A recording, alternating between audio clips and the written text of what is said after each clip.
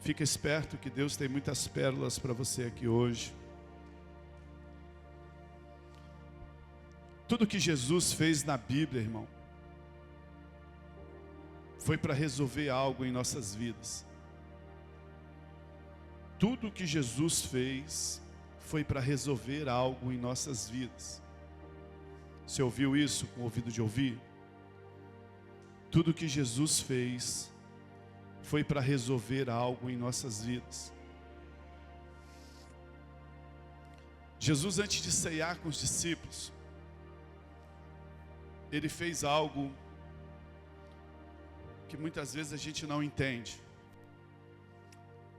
Antes dele cear com os discípulos, ele fez o que nós chamamos dos lava-pés. Ele lavou os pés dos discípulos. Aí nós temos aquela história que Pedro diz assim, ó, o Senhor não vai lavar meu pé. Jesus falou assim, se eu não lavar o seu pé, você não tem parte comigo. Aí Pedro falou assim, então lava tudo. Jesus falou, não precisa lavar tudo, você já tomou banho, você só precisa lavar os pés. Irmãos, não tem nada mais atual para os nossos dias do que essa passagem.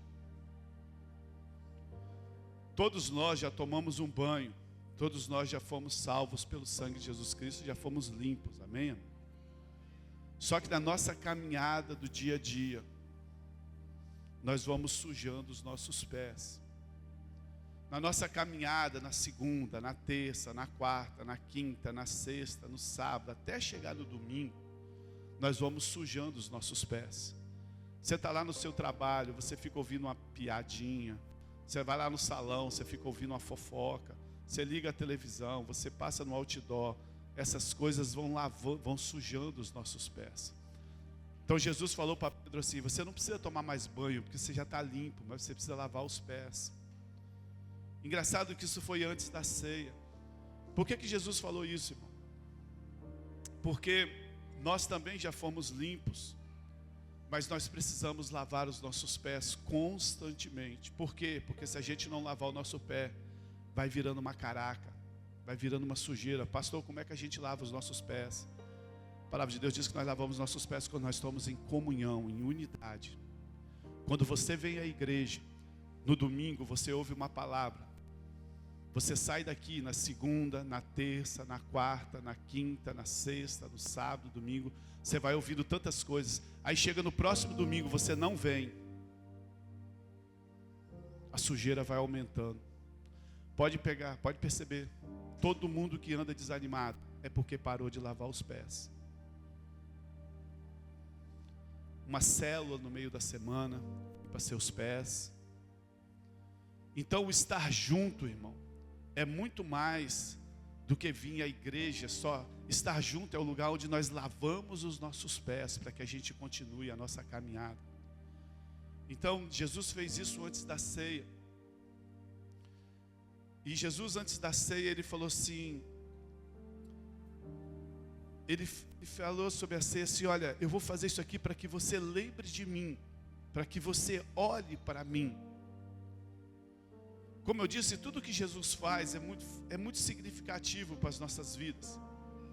Por que Jesus disse que nós olhássemos para Ele, lembrássemos dEle? Por quê?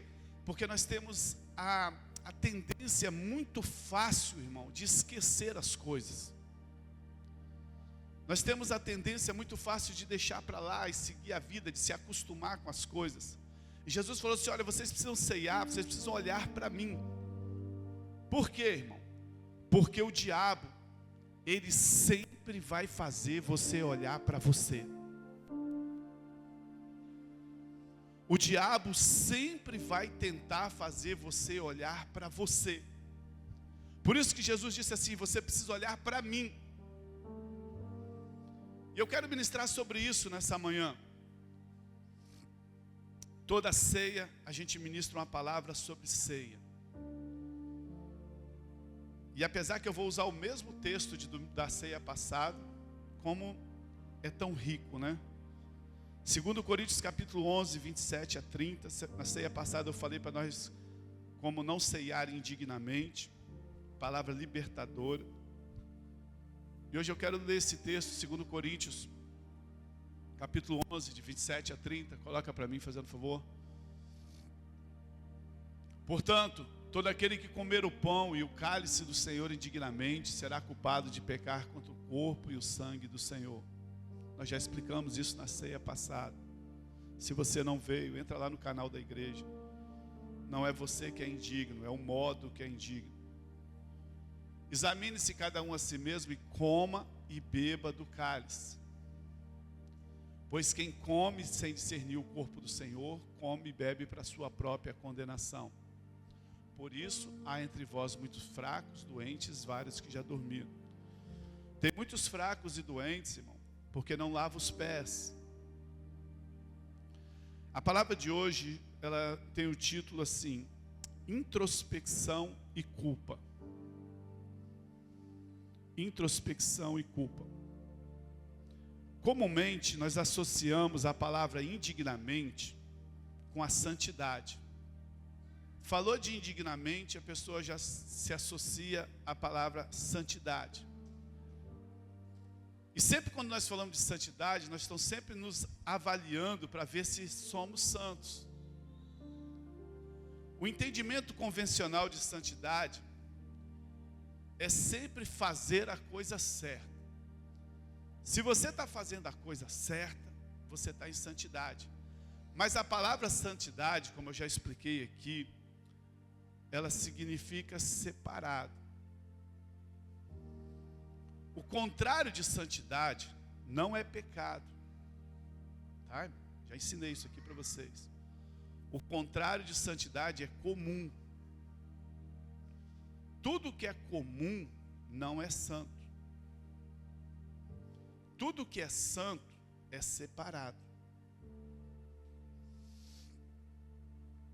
Eu gosto muito daquele exemplo de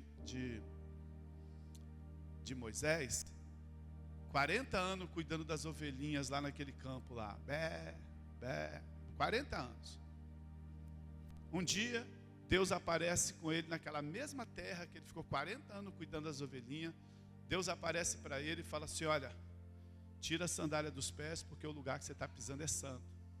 Mas não era santo antes?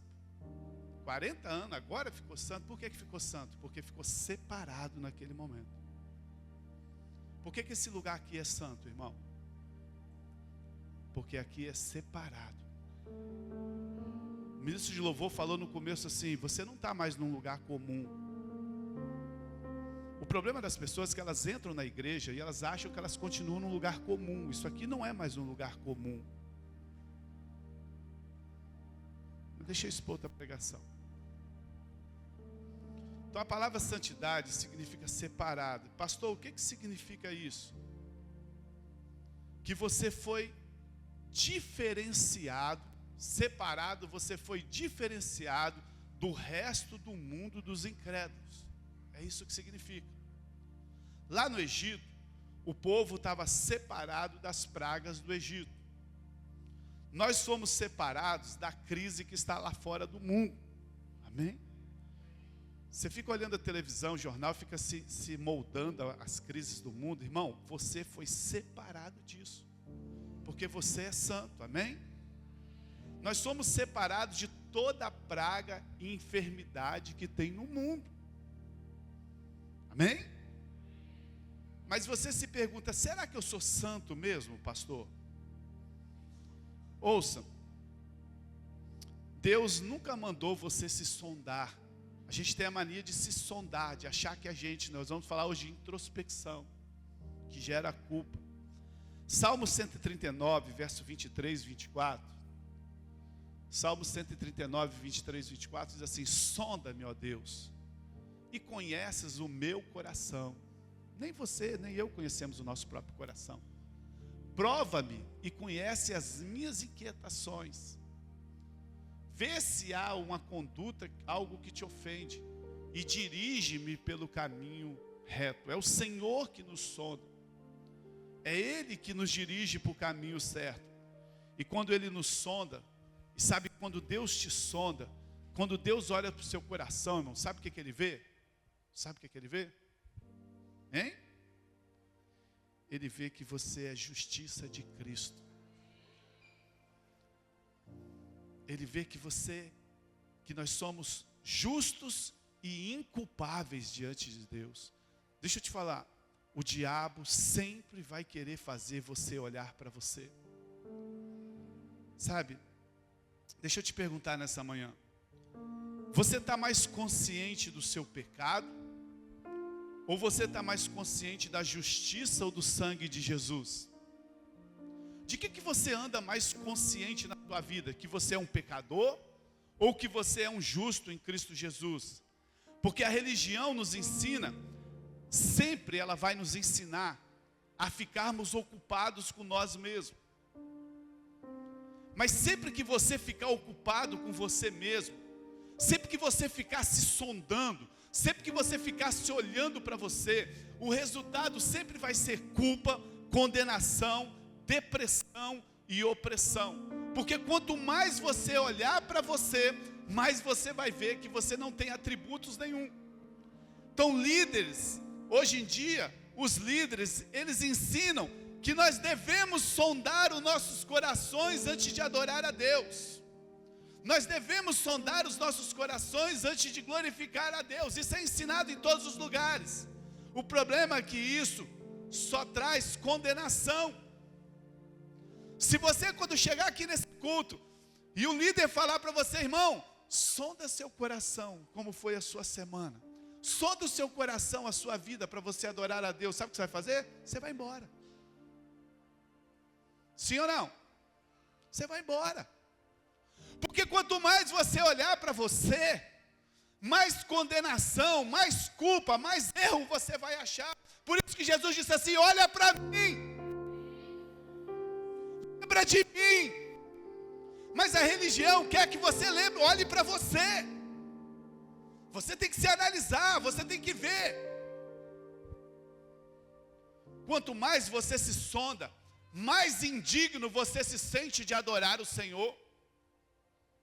Você não orou o suficiente essa semana. Você não leu a Bíblia o suficiente essa semana. Você se irritou várias vezes essa semana no trânsito. Parar por aqui. Aí quando você olha para você, como é que você vai adorar? Fala assim comigo. Se você não quiser falar, não precisa falar, mas se quiser, fala. A religião é uma praga. Olhe para vocês, o Senhor me sonda. Dessa maneira, em vez de você ficar mais consciente do seu Salvador, você fica mais consciente de você mesmo e dos seus pecados. A ideia, sabe, de certo, antes de adorar a Deus, é uma ideia da religião. Uma ideia de olhar se você está digno de adorar a Deus antes de... Isso é uma ideia da religião. Não tem sentido algum eu me lavar antes de tomar banho. Alguns dizem, eu preciso consertar minha vida antes de vir para Jesus. Isso é dito pelas pessoas incrivelmente não convertidas. Você chama a pessoa para ir na igreja, vou na igreja, não, eu preciso acertar minha vida, preciso parar de beber, preciso parar de fumar. Mas os crentes falam isso também. Os crentes falam a mesma coisa, só que de forma diferente. Você convida o cara para ir na igreja e ele fala assim, não, parar de beber eu vou. Acertar minha vida eu vou. Aí quando o abençoado está aqui dentro, ele fala a mesma coisa. Eu preciso consertar minha vida antes de ser usado por Deus. Eu preciso consertar minha vida antes de receber um milagre. Eu preciso consertar minha vida antes de liderar. Vamos abrir uma célula? Não, pastor, quem sou eu para abrir uma célula? Eu preciso consertar minha vida. Quando você lê a história lá em Lucas capítulo 7, da mulher que foi adorar a Deus, da mulher pecadora que foi adorar o Senhor lá, ela adorou o Senhor. Você vê lá no verso 37, ela adorando a Deus. A mulher pecadora, mas só no versículo 47, no final da história, que diz que os pecados dela foram perdoados. Ela não foi perdoada antes para adorar depois. Não, ela adorou do jeito que ela estava. Mas a gente quer se consertar. Deixa eu te falar nessa manhã, não importa a sua condição, venha para Jesus. Sabe, é Ele que vai te transformar. Você não tem que procurar o pecado na sua vida, sabe por quê? Porque você adora o perdoador. Aleluia. Você não tem que procurar a doença na sua vida, sabe por quê? Porque você adora o curador. Pare de ficar procurando essas coisas na sua vida.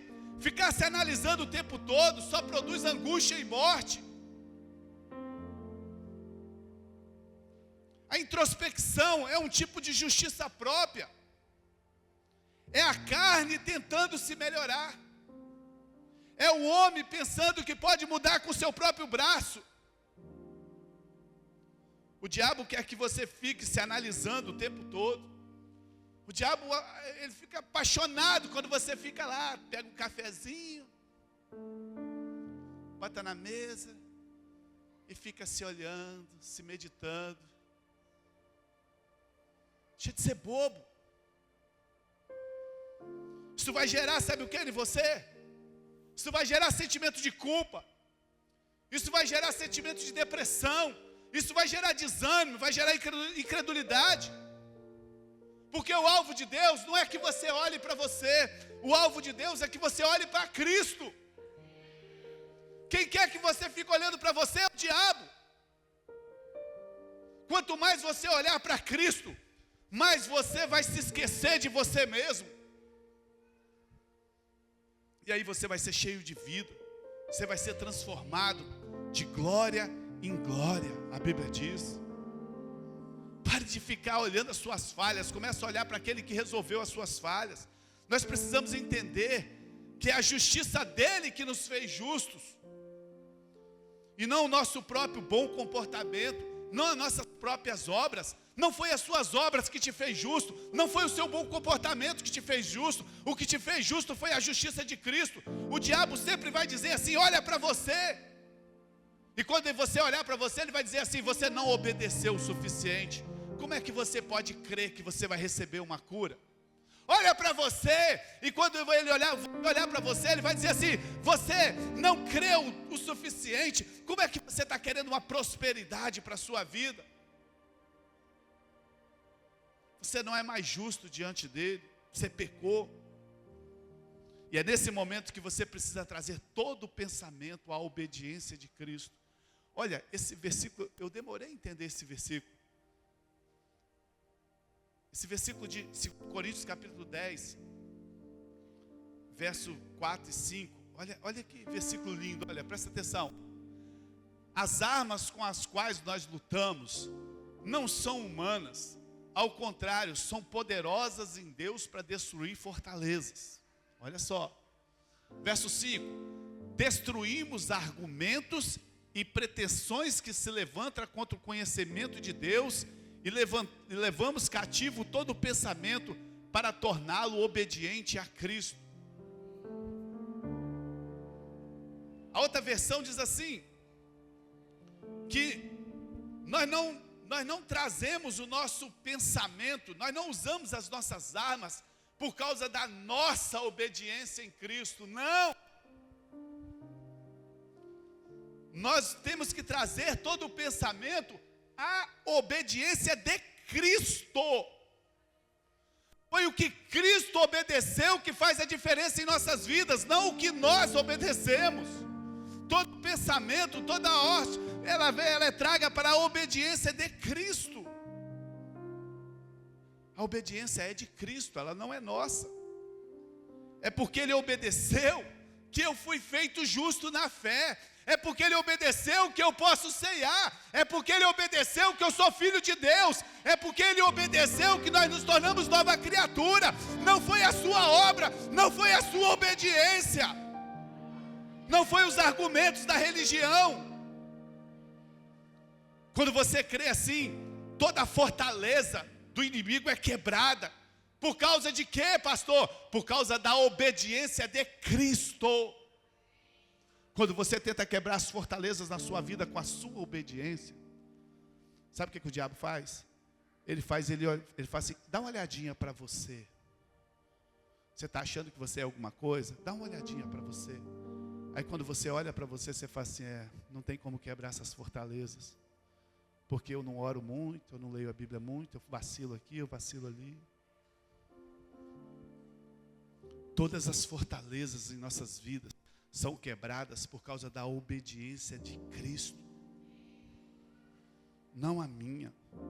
Toda vez que você entra para a introspecção, sabe, a introspecção, ela abre portas na mente. Existe uma sequência terrível quando nós cedemos a pensamentos malignos. Quando você entra nessa área, você adquire aquilo que os médicos chamam de transtorno obsessivo compulsivo. Fala assim comigo, transtorno obsessivo compulsivo.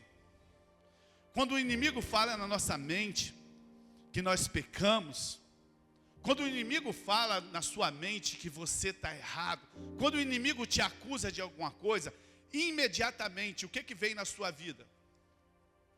Condenação. Sim ou não? Às vezes nós nem sabemos realmente o que nós fizemos. Em alguns casos, às vezes acorda mal. Porque a Bíblia diz que o inimigo, ele é o nosso acusador. Tem crente que trabalha para ele também, sabia? Gosta de acusar os outros. Tem pastores e líderes que acham que essa fórmula funciona, pregando acusação para o povo. Porque se a acusação mudasse a vida de alguém, Raí, o diabo mudava a estratégia. Não vou acusar mais ninguém não, porque os caras vão mudar, né? A acusação não muda ninguém. Mas o diabo, ele está ali acusando o tempo todo.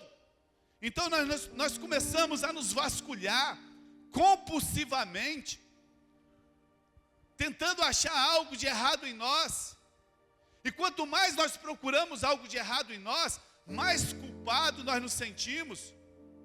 Isso pode chegar ao ponto de muitos crentes ficarem deprimidos. Você não foi na igreja por quê? Não estava bem. Estou triste, minha família. Sabe o que é isso? Portas na mente, de introspecção. Mas isso parece ser um zelo, sabe? Talvez você está aqui me ouvindo pregar a primeira vez, você fica pensando, esse pastor, de onde esse cara está querendo chegar? Está querendo dizer que a gente pode viver vacalhado? Se você ouvir mais umas 70 mensagens nossas, você vai ver que não é isso que eu estou querendo fazer. Isso parece um zelo, ficar se olhando, nossa. Isso parece um zelo espiritual, mas é um zelo sem entendimento. Paulo disse em Romanos 10, 2, 4. Paulo disse isso aqui, dos judeus, olha, Romanos capítulo 10, 2 e 4. Posso testemunhar que esse zelo por Deus, mas o zelo não se baseia no conhecimento. Porquanto ignoramos a justiça que vem de Deus, que é Cristo, que morreu por nós, procurando estabelecer a nossa própria justiça, se olhando, achando que você tem alguma coisa. Não se submeteram à justiça. Quem faz isso não se submete à justiça de Deus. Ele fica procurando ele ser bom. Ele ignora o que Cristo fez. Olha que versículo claro, né? Em verso 4. Porque o fim da lei é quem? Quem está fazendo o curso na segunda-feira, né? Porque o fim da lei é Cristo, para a justificação de todo aquele que crer. Aleluia. Nós somos justificados porque nós cremos, não é porque nós ficamos olhando para nós, não. Procurar erros em si para corrigi-los, sabe, parece ser justo diante de Deus, mas Paulo chama isso de zelo da carne, porque você nunca vai conseguir se corrigir. Sabe o que vai acontecer? Você vai desanimar, você vai ficar deprimido, você vai ficar possesso. É a forma sutil de estabelecer a justiça própria. Quando tentamos encontrar a nossa própria justiça, nós perdemos aquela justiça que veio de Cristo, é o que o texto está falando. Quando você tenta ser justo com a sua justiça, você anula o sacrifício de Jesus na sua vida. A justiça que vem de Deus é um dom. A justiça que vem de Deus é um presente. Sabe, nós não temos como pagar, é um presente. Mas a que procede de nós é justiça própria, que na verdade nem justiça é, não serve para nada. A Bíblia diz que em Cristo nós fomos feitos justiça de Deus. Em Cristo nós fomos feitos justos. Por causa de quê, pastor? Por causa da obediência dele. Presta atenção, irmão. Nós somos feitos justos por causa da obediência dele. Não foi por causa da sua obediência. Nós somos justificados quando, pastor? Quando nós cremos. Por isso jamais podemos perder a salvação. Tem pessoas que falam assim, um crente perde salvação?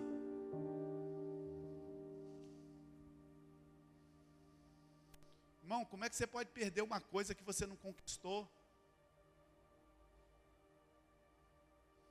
Como é que você pode perder uma coisa que não foi você que comprou? Se nós somos salvos pelo sacrifício de Jesus, porque não depende de nós, não depende do que nós fizemos, a nossa salvação não depende da nossa justiça, depende exclusivamente da justiça de Cristo. Não é a sua obediência que te mantém justo, não é o que você obedece, mas é o que Cristo fez por nós. Tudo procede de Cristo. Você não se salvou, foi Cristo que te salvou. Se foi Cristo que te salvou, como que você pode perder algo que Cristo conquistou? Ah, vocês não estão ouvindo não.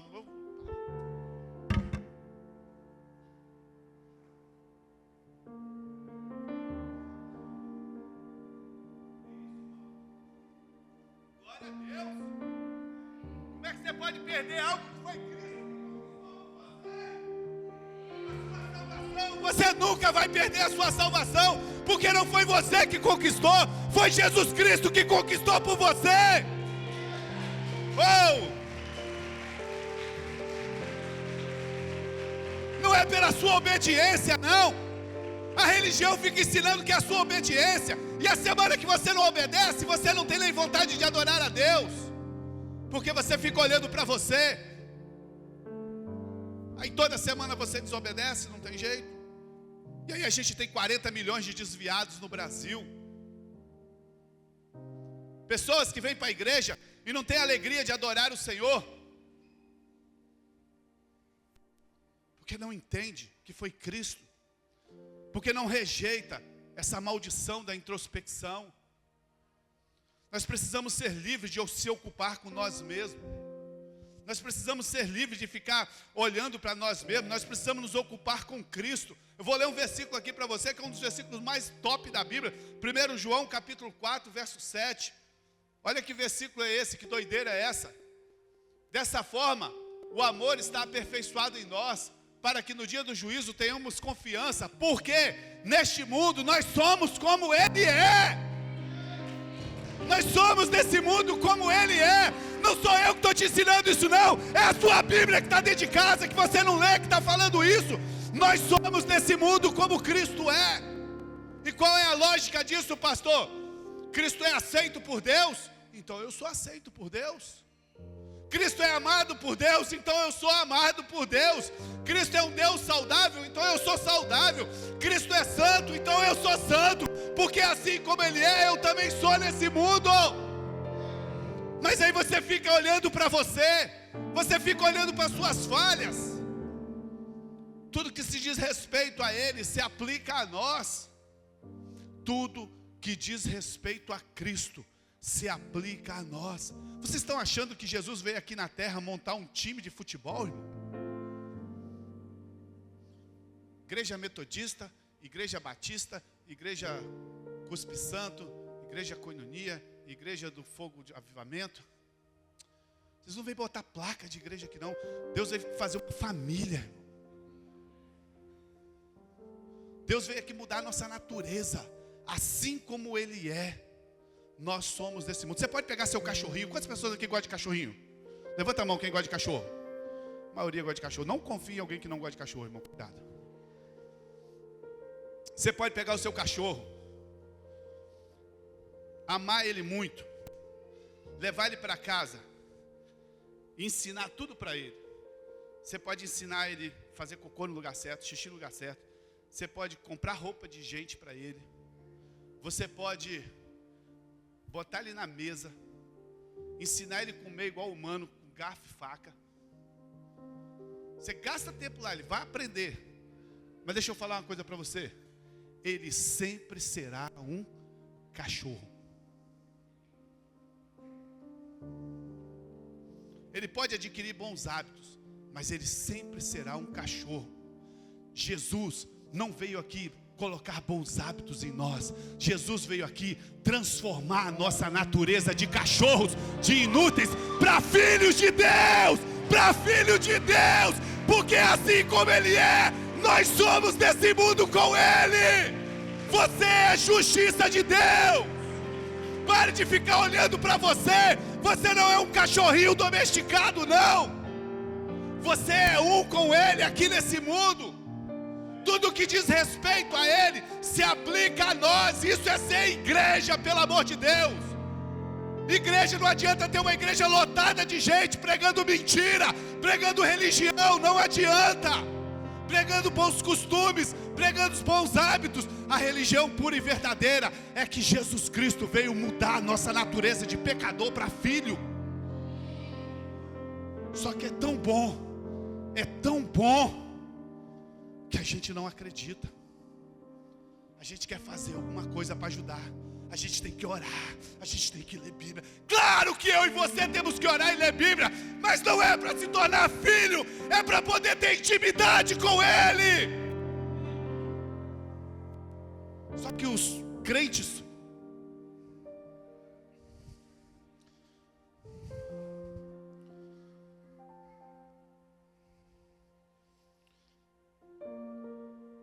pensam que tudo depende do nosso comportamento. Não, o meu milagre depende do meu comportamento. Se o seu milagre depende do seu comportamento, você está ferrado. Porque a Bíblia diz que não tem bem nenhum na sua carne. Você não se comporta bem para receber um milagre. Você se comporta bem porque agora você é filho de Deus. E a natureza de filho de Deus te torna uma pessoa nobre. Você não para de pecar para receber uma bênção. Você para de pecar porque agora você tem a natureza de Cristo dentro de você. Tão simples. Mas a religião inverteu as coisas. A obra foi consumada na cruz. Ela foi completa. Ela foi perfeita. E ela é para sempre. O Senhor quer que nós tenhamos consciência do perdão e não consciência do pecado. Tá bom, pastor, muito legal o que o senhor está falando aí. Essa heresia toda que o senhor está falando aí, o senhor aumenta o tom de voz para ver se a gente entende, se a gente aceita. Mas é tudo besteira, é? Hebreus 10, 14 a 17. Porque por meio de um sacrifício de Jesus, por causa de um sacrifício, o sacrifício de Jesus, Ele aperfeiçoou para sempre os que estão sendo santificados. Deixa nesse versículo aí. Ele aperfeiçoou para sempre os que estão sendo santificados. A gente já podia parar aí, né? Mas vamos para frente. Vamos para o 15. O Espírito Santo também testifica a esse respeito. Primeiro ele diz, o Espírito Santo, essa verdade o Espírito Santo testifica dentro de nós. Primeiro ele diz, vamos para frente. Esta é a aliança que farei com eles. Depois daqueles dias, diz o Senhor, porei as minhas leis no seu coração e a escreverei na sua mente. Verso 17. E acrescenta, dos seus pecados e iniquidades, jamais me lembrarei deles. Aleluia! Não, pastor, isso aí é legal, mas é um texto isolado, me dá outro. Vamos lá, Hebreus 10, 22, 23. Assim, aproximemos de Deus com um coração sincero, com plena convicção de fé, tendo os corações aspergidos tendo os corações aspergidos para nos purificar de uma má consciência, de uma consciência culpada. Tem gente que vive com consciência culpada o tempo todo, mas o texto está dizendo: se aproxime de Deus, com nossos corpos lavados com água. Verso 23. Apeguemos-nos com firmeza à esperança que professemos, pois aquele que prometeu, Ele é fiel. Presta atenção, o que é essa má consciência que o texto está dizendo? Isso aí, é aquela consciência de pecado. Paulo manda a gente, o escritor de Hebreus fala para a gente apagar essa má consciência de pecado, amado. Sabe, é a culpa, é a condenação. Pastor, por que eu não recebo o meu milagre, pastor? Por que as coisas não acontecem na minha vida? É a culpa e a condenação que impede as pessoas de receber a cura e toda a sorte de bênção. Elas ficam com a má consciência dos pecados dela. Elas ficam achando que elas não merecem. Elas ficam achando com a consciência ruim. Então elas não estão abertas para as bênçãos de Deus. As pessoas na religião concluem que simplesmente não merecem receber nada, porque elas têm uma má consciência. Elas não duvidam que Deus pode fazer. Elas creem que Deus pode fazer, mas elas duvidam que Deus quer fazer. Não, Deus pode fazer, mas ele vai comigo, Ele não quer não. Olha a minha consciência, olha meus pecados. Eu não fiz para merecer. Como diz a minha discípula Ludmila, misericórdia. Por que, pastor, que a condenação é tão perigosa? Sempre que nós nos sentimos culpados, irmão, presta atenção. Estou pregando algo que acontece nas nossas vidas. Sempre que nós nos sentimos culpados, instintivamente nós concluímos que alguém precisa pagar pelo pecado. Geralmente nós ou alguém perto de nós. Olha o que acontece quando você tem uma má consciência de pecado. Olha o que acontece quando você fica sempre pensando que você vive em pecado. O seu corpo responde à necessidade de punição. Presta atenção. Os consultórios estão lotados, psicólogos. Porque você vai lá, você faz o exame, não sai nada. Mas você está doente. Mas você faz o exame, ultra não sei o quê.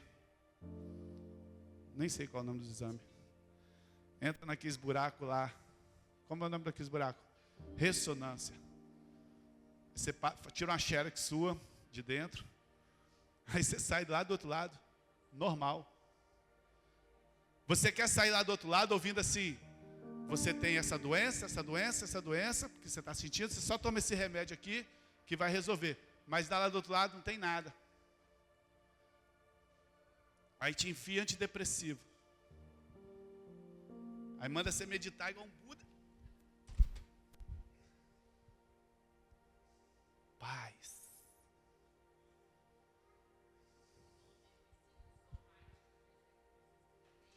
Psicossomáticos. É isso aí. Eu não sei o que é isso, mas é isso aí. Sabe o que é isso? Eu só sei o que causa isso. O que causa isso é o seu corpo consciente do pecado. Mas como ele está consciente do pecado, você não tem uma boa consciência, você tem uma má consciência. Eu não estou pregando isso aqui para vocês, irmão. Estou pregando isso para aquele pessoal que está ouvindo lá, que vai ouvir em casa. E vocês só vão aprendendo mais para a gente ensinar os outros. O que causa isso é uma necessidade de punição. E você começa a desenvolver doenças. Você começa a desenvolver depressão. Você entra na máquina, não dá nada, mas você está doente. Muitos crentes não estão doentes por causa de pecado, mas por causa da culpa que vem pela condenação na mente.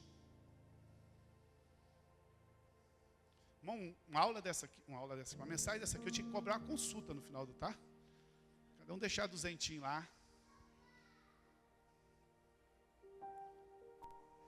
Sem remédio. O remédio está aqui. Não, é 500 então. Você vai tomar até remédio hoje. Muitos crentes estão doentes não é por causa do pecado, mas por causa da condenação na mente. Contudo, em vez de se punir, você começa a punir sua família. Porque alguém precisa ser culpado. Aí começa abuso verbal, aí começa abuso físico.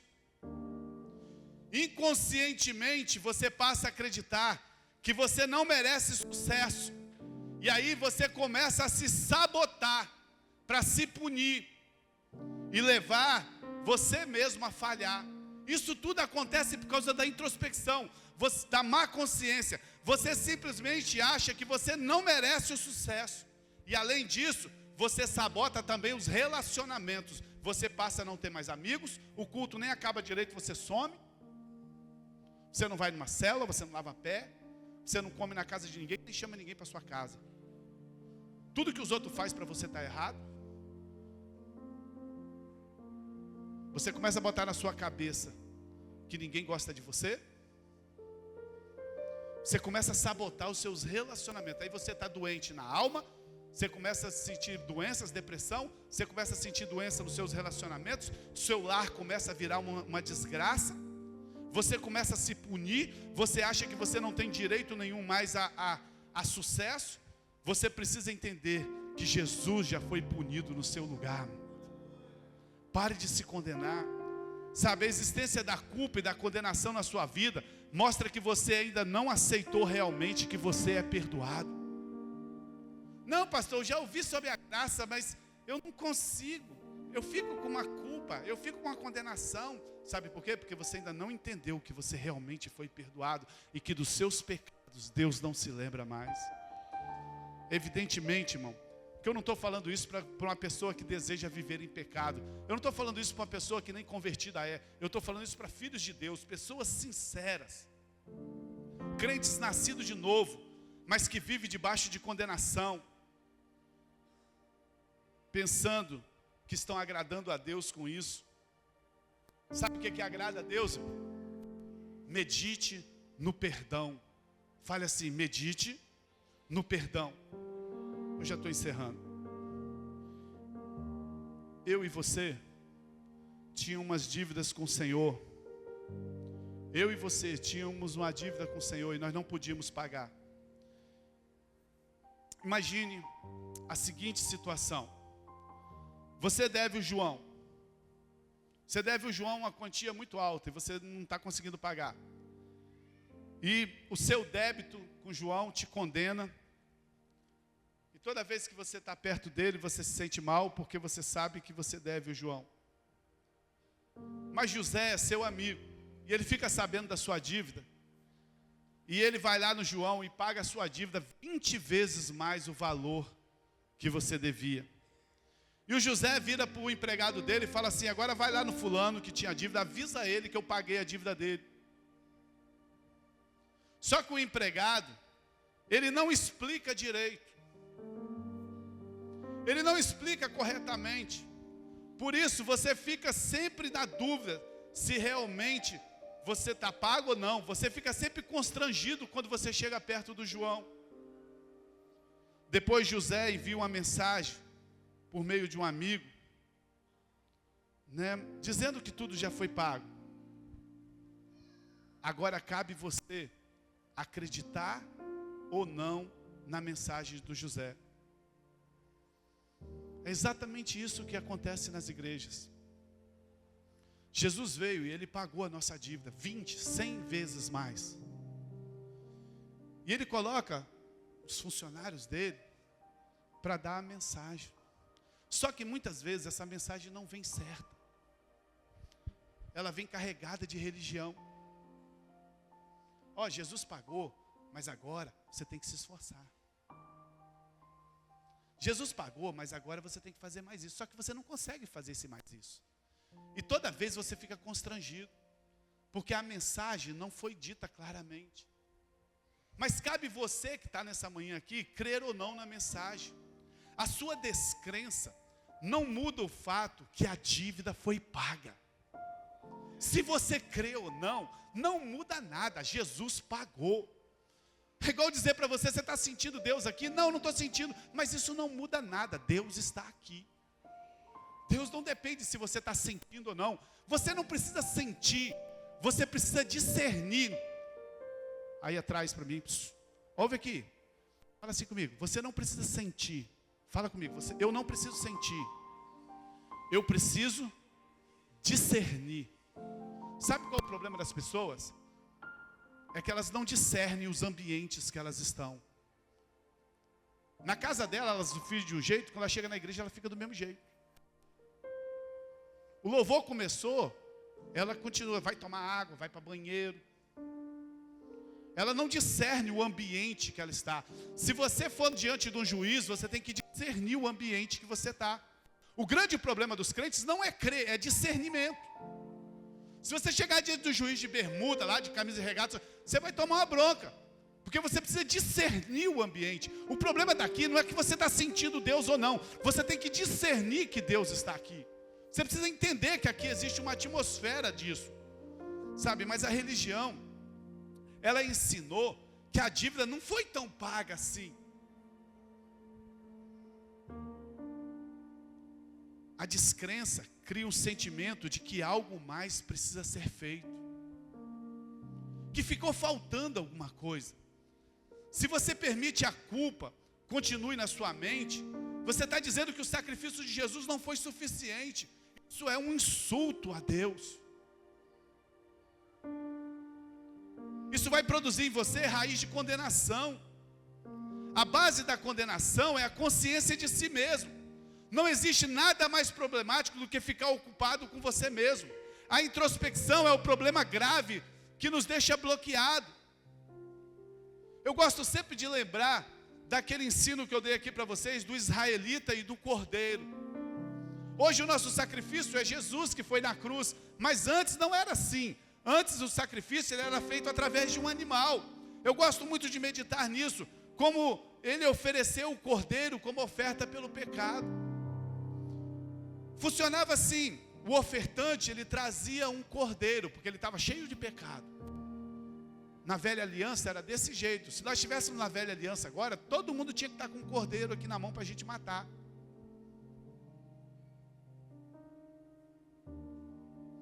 O ofertante ele trazia o cordeiro. O sacerdote pegava o cordeiro e ele analisava o cordeiro. Fala assim, analisava. Fala forte, analisava o cordeiro. Ele não analisava o ofertante, ele analisava o cordeiro. Ele olhava o cordeiro, e se o cordeiro tivesse bom, o cordeiro era aceito. E se o cordeiro fosse aceito, o ofertante também era aceito. Depois que o cordeiro era aceito, sabe, o ofertante que estava levando o cordeiro, ele impunha as mãos sobre o cordeiro. Nesse momento acontecia duas coisas. Ele levou o cordeiro foi aceito, ele impôs a mão sobre o cordeiro. Nesse momento acontecia duas coisas. O pecado do ofertante era transferido para o cordeiro. A justiça do cordeiro, que era puro, era transferida para o ofertante. Em seguida, irmão, sabe o que acontecia? O cordeiro era morto. Quando o cordeiro era imolado, todos os pecados do ofertante eram perdoados. E ele ia embora completamente perdoado diante de Deus. Era assim que funcionava. Foi exatamente isso que aconteceu na cruz. Foi exatamente isso. O problema é que nós ainda pensamos que Deus está nos avaliando para ver se nós somos aceitos. Nada pode estar mais distante da realidade do que isso. Deus não está nos avaliando, sabe? Não tem condições. Ele sempre vai olhar para o cordeiro, e o cordeiro é Jesus. E se o cordeiro é aceito, nós também somos aceitos. Pastor, qual é a prova que Jesus foi aceito? Que ele ressuscitou. O sacrifício foi aceito. Não é uma questão do tão bom que você é, mas é uma questão do quão bom que o cordeiro é. Os olhos estão sobre o cordeiro, eles não estão sobre você. Se Jesus é o seu cordeiro, irmão, então fique em paz. Você já foi aceito, você já foi perdoado diante de Deus. Se Jesus é o seu cordeiro, fique em paz. Pare de olhar para você. Você já foi aceito, você já foi perdoado, você é livre em Cristo Jesus. A culpa e a condenação, a acusação não tem mais valor sobre a sua vida, porque isso é uma obra maligna. Essa é a obra do diabo que tenta lançar sobre as nossas vidas. E ele vai vir diversas vezes para você se sentir culpado.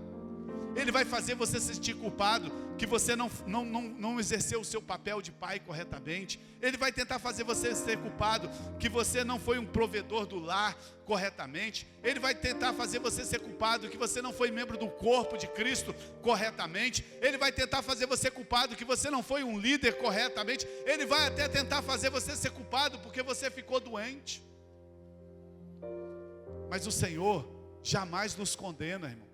O Senhor jamais nos condena. Jesus estava passando com os discípulos, e os discípulos olharam um cego e falaram assim: Senhor, quem pecou? Foi ele ou foi o pai dele? Porque na época deles, estar cego era maldição, era pecado, era por causa do pecado. Jesus falou assim, Jesus não condenou nenhum nem o outro. Jesus respondeu: nenhum nem o outro pecou. Ele nasceu assim, para que a glória de Deus fosse manifesta. Deixa eu te falar algo para você nessa manhã. Quando houver um problema na sua vida, simplesmente enfrente. Não pergunte de quem é a culpa. Nós gostamos de culpar os nossos pais. Nós gostamos de culpar as pessoas pelos problemas que nós enfrentamos. Nós, nas igrejas, culpa até os antepassados, irmão. Você vai fazer cura da alma, libertação. Seu avô está lá sequinho no cemitério já. Não, porque o seu avô bebeu, sua bisavó. E a gente, não, porque meu avô tratava mal minha mãe. Pare com isso, irmão. Você é nova criatura. Nós precisamos aprender a lidar com os problemas da maneira de Jesus. Não interessa quem é o culpado. Você tem que dizer: esse problema é uma oportunidade para Deus mostrar a glória dele na minha vida. Pare de ficar arranjando culpado. E eu encerro nessa manhã. Pastor, muito legal isso. Eu não posso ficar com introspecção. Eu não posso ficar com a minha mente pensando nas coisas. Eu tenho que olhar para Cristo. Eu tenho que entender que Cristo é isso, aquilo, outro. Entendeu? Mas como que eu faço para vencer essa acusação na minha mente? Como que eu faço para vencer essa má consciência? Nós vencemos, irmão, pelo sangue do Cordeiro. Nós não vencemos pela nossa força. Nós não vencemos pela nossa obediência. Nós vencemos pelo sangue do Cordeiro. A principal razão de o sangue ter sido derramado foi para perdoar os nossos pecados. Sabe por que nós vamos ceiar aqui? Já preguei sobre o pão, vou pregar outra vez sobre o pão. A principal razão de nós cearmos, a principal razão de você ceiar é porque os seus pecados foram perdoados. Deixa eu te falar, sabia que tem crente que não ceia? Sabia? Aqui não tem não, mas lá no Mar Morto tem. Tem crente que não ceia. Porque quando chega na hora da ceia, sabe o que ele faz? Ele começa a olhar para ele. Ah, eu não obedeci, eu não estou fazendo isso, eu não estou fazendo aquilo. A principal razão do sangue ter sido derramado é porque os nossos pecados foram perdoados. O sangue nos fez justos. Mateus capítulo 26, verso 27 e 28. Lê aqui comigo. Olha aqui. Em seguida, tomou o cálice e deu graça e ofereceu aos seus discípulos, dizendo: bebam todos vocês. Sabe quem estava junto com os discípulos, irmão? Sabe quem estava junto com os discípulos? Sabe não? Judas. Judas estava junto com os discípulos. Jesus falou assim: não, você não vai beber não. Você está de banco. Você vai me trair daqui a pouco. Porque o seu coração já está todo bagunçado. Jesus conhecia ou não conhecia o coração dele? Mas o que Jesus falou? Em seguida tomou o cálice, deu graça e ofereceu aos discípulos, dizendo: comam, bebam dele todos vocês.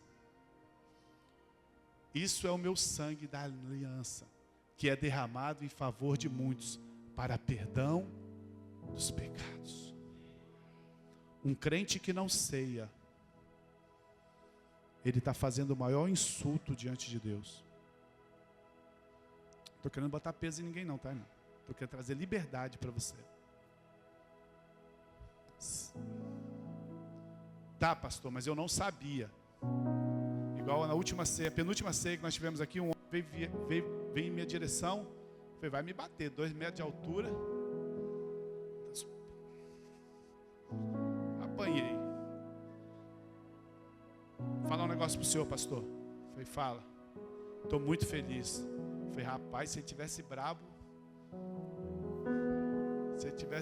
eu tinha varado lá do outro lado. Falei, por que você está feliz? Sou crente há não sei quantos anos na minha vida, pastor.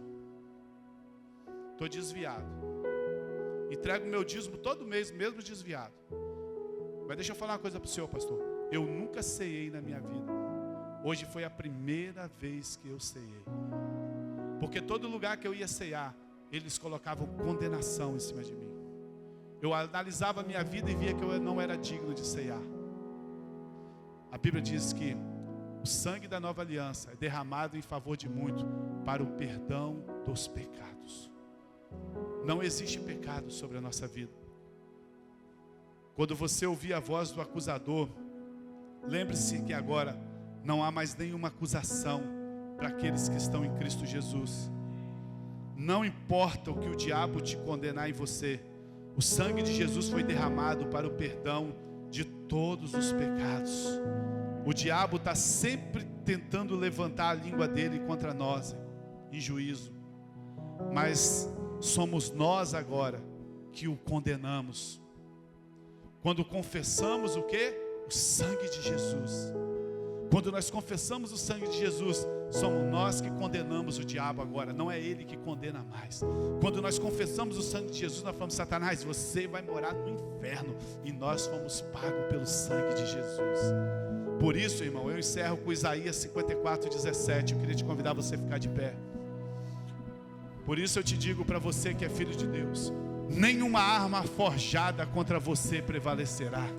E você refutará toda a língua que acusar. Essa é a herança dos servos do Senhor.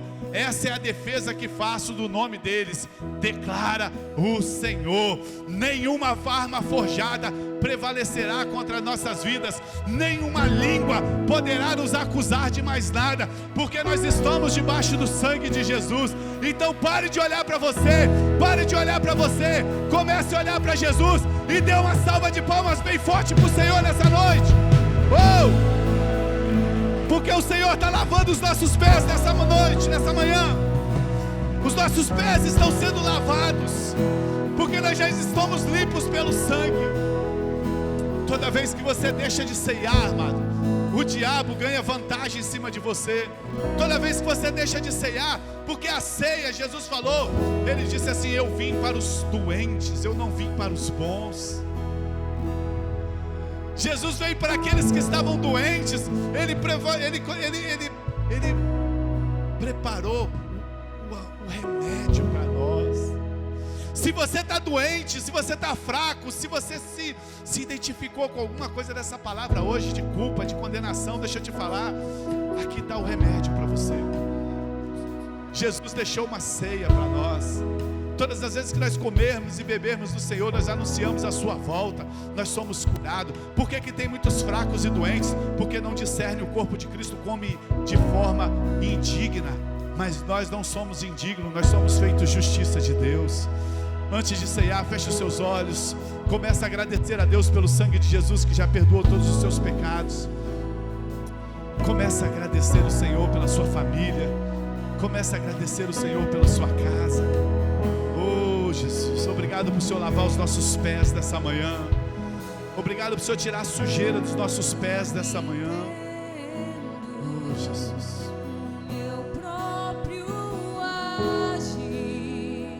Jesus, obrigado, Jesus. Obrigado. Obrigado, Jesus.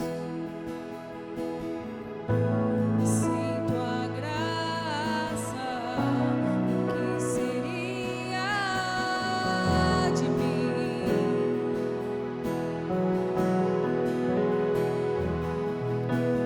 Oh, Jesus, obrigado. Agradeça ao Senhor.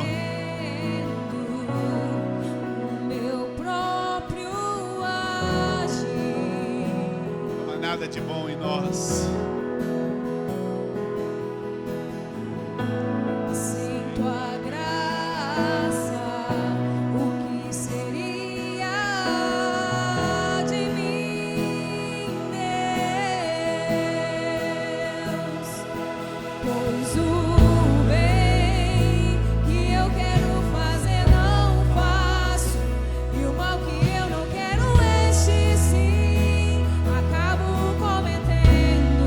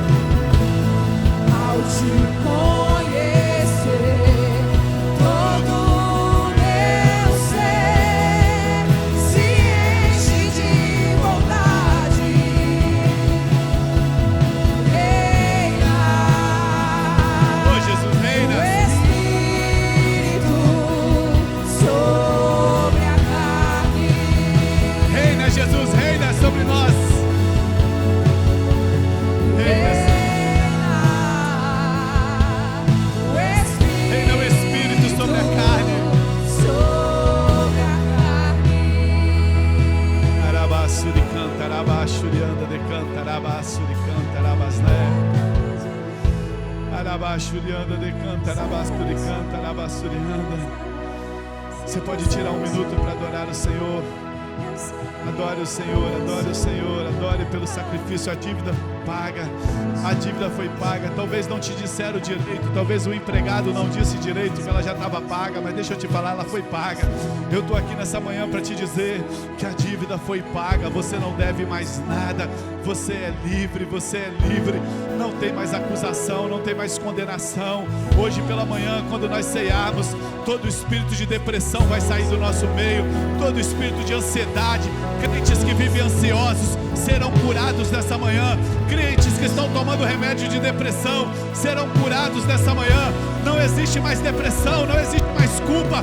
A culpa é que gera todos os males, é por causa da culpa que gera tudo isso. Mas não há mais culpa sobre nós, não há mais condenação. Não importa o que você fez, não importa como foi sua vida, o sangue de Jesus Cristo tem poder para purificar tudo. Em nome de Jesus, nessa manhã seja curado, nessa manhã seja curado. Pai, nós oramos ao Senhor nessa manhã, para que o Espírito do Senhor traga cura nessa manhã.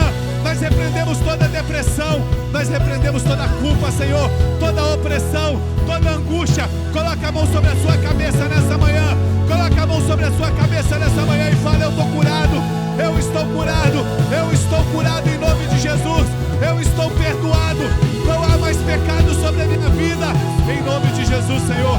Nós oramos pela autoridade da Tua palavra, Senhor. Deus, não há mais culpa sobre nós. Se não há mais culpa sobre nós, não tem mais condenação, ó Pai. Se não há mais pecado, não tem mais maldição, Senhor. Toda maldição foi tirada, Senhor. Pai, o Senhor disse para aquele cego, o Senhor disse para aquele paralítico: os teus pecados estão perdoados. Se os nossos pecados estão perdoados, então não tem mais maldição sobre nós. Nós estamos livres da culpa, nós estamos livres do pecado, nós estamos livres da doença, nós estamos livres da depressão. Espírito de depressão, saia daqui em nome de Jesus. Espírito de depressão, nós te damos uma ordem: saia em nome de Jesus Cristo. Não há mais espaço para você na nossa vida, não há mais espaço no corpo de Cristo para você. A nossa mente é saudável. Abençoa a sua mente nessa manhã, abençoa a sua mente. A Bíblia diz que nós temos a mente de Cristo. Recebe a mente de Cristo nessa manhã. É pela obediência de Cristo, não é por causa da sua obediência, é por causa da obediência de Cristo. Oh, Ele olhou o Cordeiro foi aceito. O Cordeiro foi aceito. O Cordeiro foi aceito. O Cordeiro foi aceito. O Cordeiro foi aceito.